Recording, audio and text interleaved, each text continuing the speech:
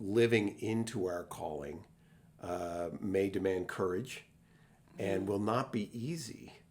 One of the core texts here at the policy school is Alexis de Tocqueville's Democracy in America. And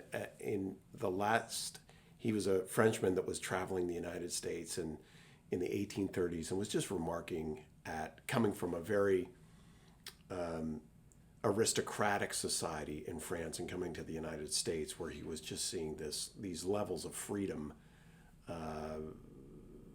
granted, held by particular groups of people, but a broader level of freedom that he had never seen, right?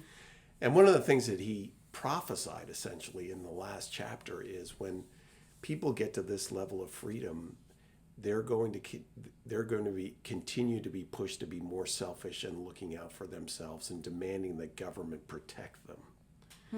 Interesting. And with that, there is a walking away from the spiritual dimension of life, that everything becomes so material that our focus, at one point, Tocqueville says that to the degree one cares about a community, it's just his or her own family, that they don't think about the broader swath of time and the broader community in which one is living.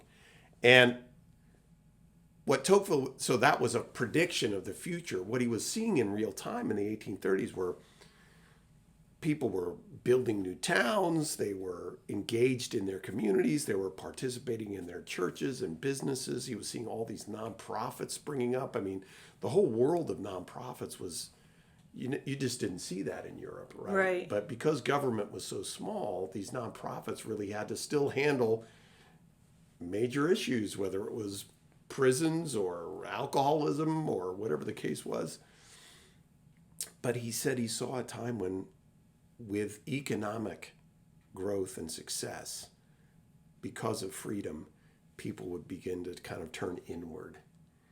And I wonder if we're seeing, a glimpse of that. And I think the fact that our churches, synagogues, and mosques were institutions that were closed down over this, I'm seeing a lot of survey work and questioning around, now that things are beginning to open up, are we still going to see the same amount of people return to these gatherings?